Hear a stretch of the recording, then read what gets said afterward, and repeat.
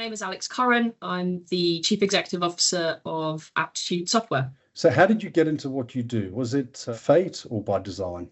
Good question. So I started my career at Aptitude Software 20 years ago, something along those lines. I think I'm reminded of that on LinkedIn. So I came and joined Aptitude straight out of university and joined their graduate scheme. And I think by joining Aptitude's graduate scheme, I think that was a really interesting and I would say helpful entry point, because it gave me an opportunity to work my way around different areas of the business, so explore different areas. And then that meant that it actually didn't take that long for me to kind of discover and work out what I enjoyed, what I didn't enjoy. And I was able to very kind of quickly find my passion for sales. And I think that also kind of just naturally aligned with my own kind of personal kind of competitive nature and drive. So I then obviously found my success in sales. And then I would say, opportunities then very kind of naturally and quickly followed. So that led to me moving to, or having the opportunity to move to Boston to grow the North American business. And I would say that experience especially meant that I was then able to accumulate kind of a lot of experience, obviously being client focused, partner focused. It meant that obviously I had to build relationships externally and internally to make sure that that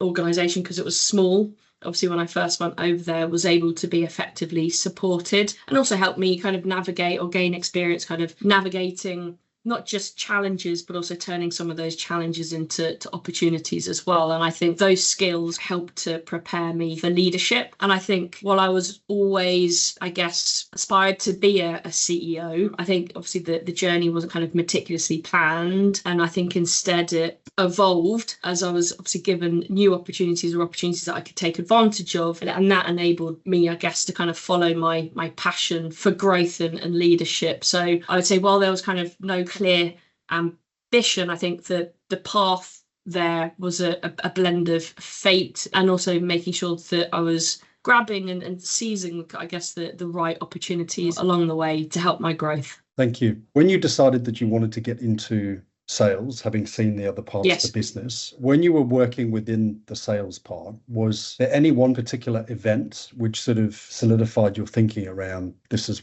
what it is you want to do? Perhaps a big deal or someone you were working with? So for me, what helped me kind of determine that, or helped me kind of make that realization, was I worked very, very closely with a very, very talented sales leader. And at Aptitude, I was given the opportunity to shadow and follow this particular individual. So I was able to monitor, observe, not just obviously the day-to-day activities that an effective and obviously highly successful salesperson kind of conducted or was involved in throughout the day, and obviously the weeks and then the months that went on, but was able to get involved in and hands-on with more kind of client-facing activities. So being out with the clients, listening and watching them explain the benefits and the value, not just obviously of Aptitude as an organization, potentially as their business partner, but also how they positioned a particular product and how they aligned it to their particular business and also their sector. What was quite interesting for me was that this individual worked on a number of different sectors, or in a number of different sectors. So the variation on a day-to-day basis was also incredibly appealing, as was the not just being, sat in an office 5 days a week for the rest of my life, which I think is not something that suits me as an individual. So as the varied nature, the client-facing experience, also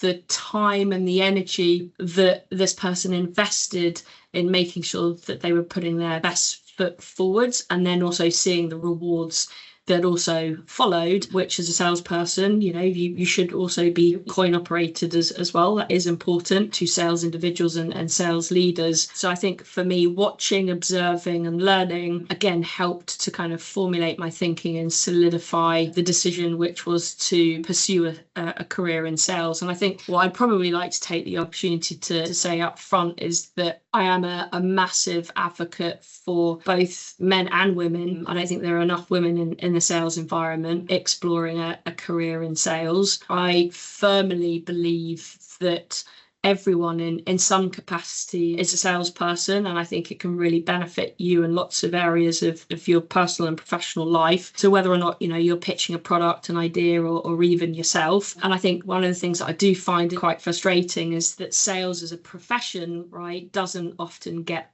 the recognition that it deserves. For me, the skills required to succeed in selling, so whether or not that's empathy, communication, strategic thinking, as I said, are virtually in every aspect of life and business. And I think it should be and needs to be considered more as a structured career path to the C-suite, which, I think it can easily be and should be. Yes, I agree. It sounds brilliant that you had the opportunity to be able to listen and observe to then learn, which is amazing. I don't think all salespeople have enough of that. And actually, when we founded the business back in 2007, sort of into 2010, 12, where we covered sales roles and we were assessing salespeople, I was always looking for individuals that I could see were treating their sales career as a profession, as opposed to just something that they were winging. So that's really interesting. Thank you. So what's the most challenging part of your job, Alex? I know I like to turn challenges into opportunities. So I think what might be perceived as a challenge, I think, is actually an opportunity for a CEO to get it right, and also a sales leader or a sales individual. And I think that is balancing kind of short-term results with that longer-term strategy. And I think the biggest challenge, but also the greatest opportunity for any CEO or sales leader, is kind of navigating that balance. So I think on the one hand, there's a definite pressure, right, to deliver, and a good pressure to deliver immediate financial performance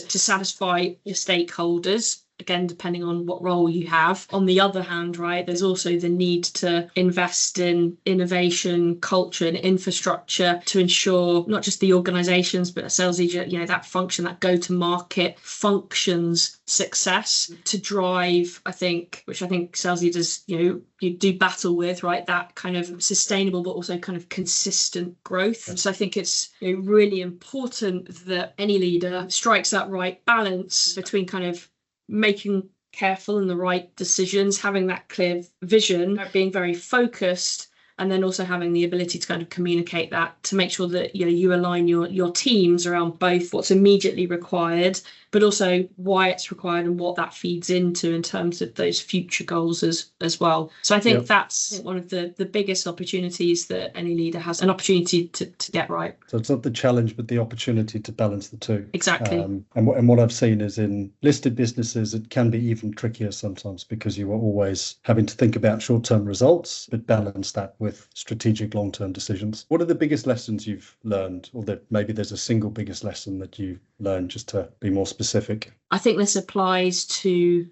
anyone who is hiring talent into the organization across any function. And I think it's a key insight that I've definitely gained during our organizational transformation process that we're going from moving from on-premise to SaaS, and making sure that we're setting the business up in the right way. And I think that insight is the importance of, I guess, in ensuring that the talent that we onboard is absolutely well suited for a fast-paced, innovative, and performance-focused organization or environment. And I think the insight is that kind of dynamic isn't for everyone. Some individuals thrive in a bit more kind of slower pace, steady environment where kind of changes are incremental. I think you see others kind of really excel in more dynamic, rapid kind of evolving settings. I think it's really important when you're onboarding talent into your organization to consider the phase that your organization is in,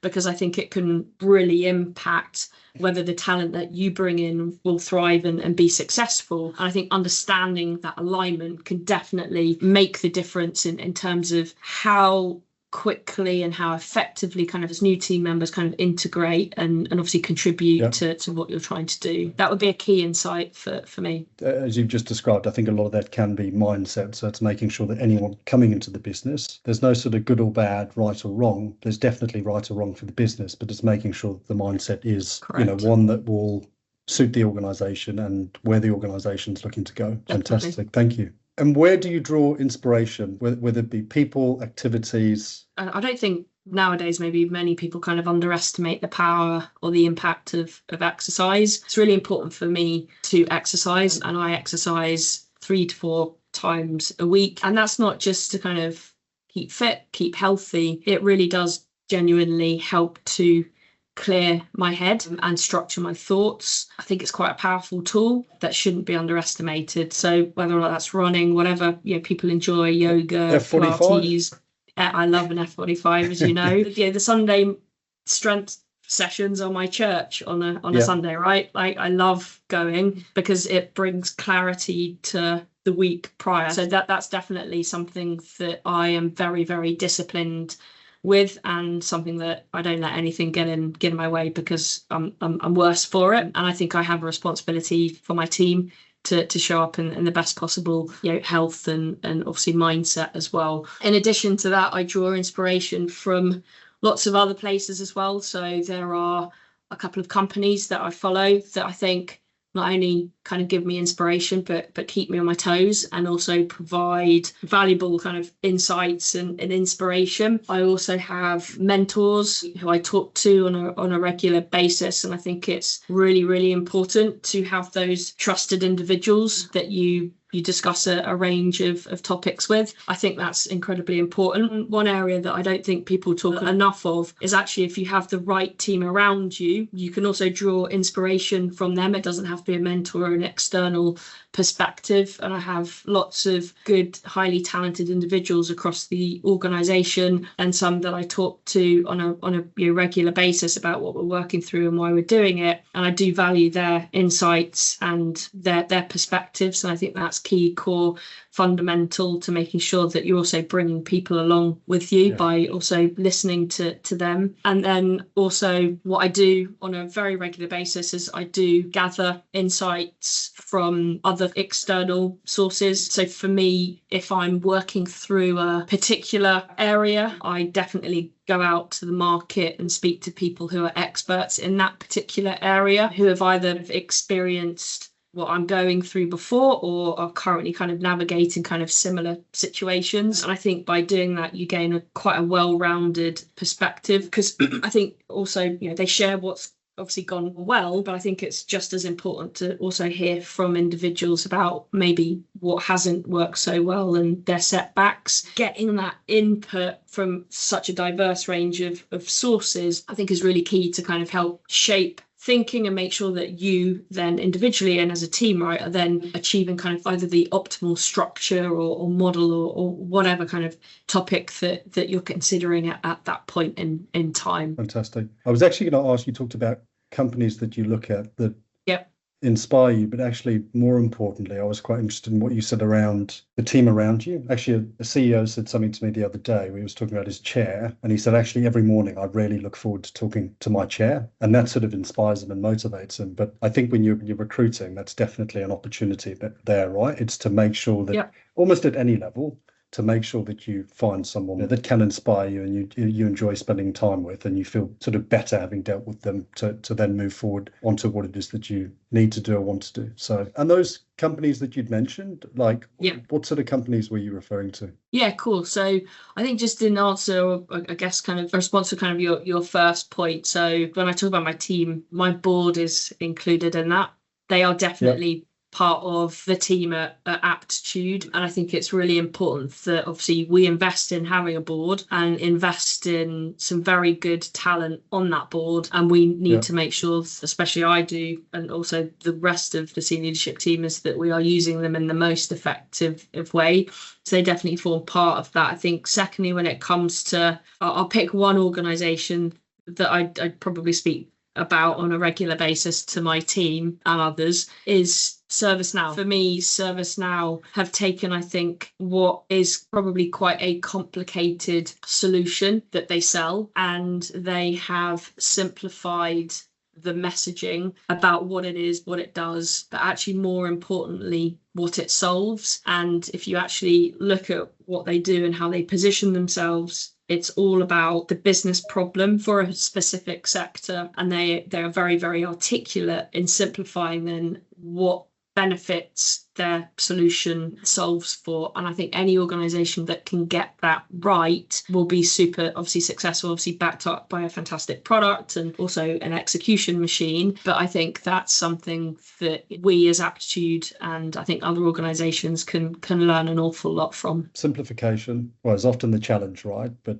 it is better than overcomplicating. Yeah, definitely. What advice could you give, or have you had around building high-performing teams? So perhaps a fresh leader coming into a role that's looking to do that. And I think experienced CEOs and leaders are always looking to improve, right? Yeah, definitely. What advice could you give? When you're looking at starting to build a building or in the process of building a high performance team, I would say that there are two key aspects. Number one, and again, as I talked about, I think it was in response to kind of the lessons learned, kind of the insight question, it's really, really, really important that your team members are aligned with the current phase of your organization, right? They need to be a good fit for the specific environment that your company's in. As we talked about, I think in the previous question around, they've got to be comfortable either if you're in a transformation mode with fast pace, being innovative, or if you're not, then also happy with slower steady state. I also think that you also need to stress test the kind of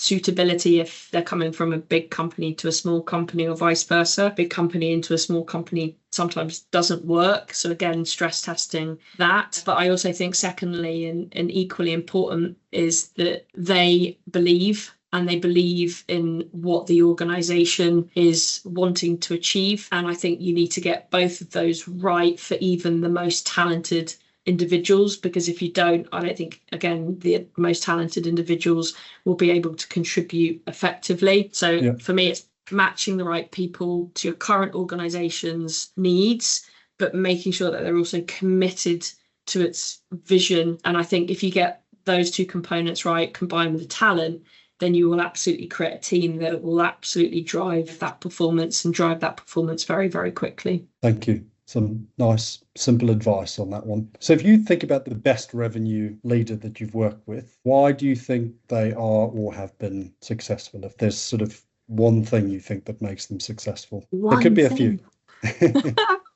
Could be a couple. So thinking about one particular revenue leader, I think they were very good because I think, first of all, they were very, very focused. So they had a very, very clear, I guess, vision of what they wanted to achieve, but very disciplined in terms of where they were going to concentrate their efforts. So it was kind of one vertical versus four. I think they were very, very focused also in kind of in terms of kind of the partner strategy. So they focused on one partner versus, multiple, even though there were, I guess, various opportunities to kind of move away from that. They avoided that temptation to kind of, I would say, kind of spread themselves too thin, but not just themselves, but also their teams too thin. So they were very, very disciplined with that focus, and that allowed them to drive the most impact. So I think that's, I would say, the first trait. They had many. I think the second one, I would say, which is what I look for in sales individuals as well, is that kind of relentless drive, that kind of relentless kind of energy in pursuit of being very, very successful. So I think this individual in particular, right, didn't just set targets, they pursued them with relentless determination. And I think constantly kind of pushing themselves and their teams to exceed expectations. And I think really important, right, they maintained that and continued that even when it got hard. So I think for me, those traits are key, core, fundamental. The one thing that any leader should also, I think, consider is not being afraid to fail. And this individual wasn't afraid to fail, right? So they understood that failure, you're not immune to it, right? And failure is inevitable because it is part of that kind of innovation, trying, testing things, and growth. And what they did was they kind of really positively and constructively, which then all team members saw as well, but they saw setbacks as learning opportunities, growth opportunities, kind of rather than roadblocks, and then really enjoyed that kind of entrepreneurial solutioning around those roadblocks. So I think it was that kind of willingness to take calculated risks and learn from those mistakes really, really quickly, which then allowed them to kind of continuously adapt, refine their strategies, and then ultimately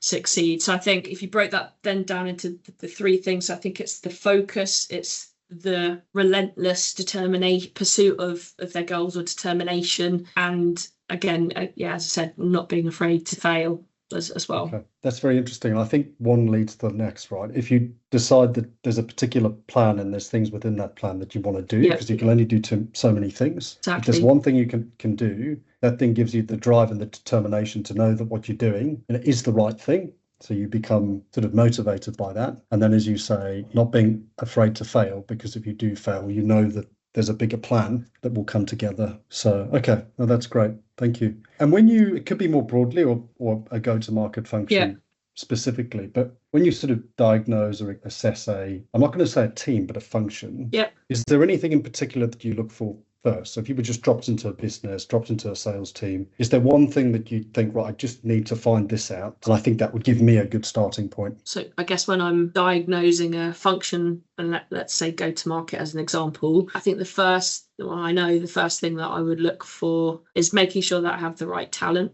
So I think you can have the best structures, market leading, world-class structures, processes, and probably even the best product available to you. KPIs, metrics, all that stuff. Yeah, all of that stuff. But I'm a firm believer that without the right people, those structures, whatever tools you have, even if they're the best in the world, just won't be effective. So for me, talent is the foundation that drives success, and without it, as I said, I think even the most well-designed systems, processes, KPIs will absolutely fall short. So that's the first thing. Well, thank you very much, Alex. That's been thank you. Very interesting, very informative. Really appreciate you being involved. Speak to you soon.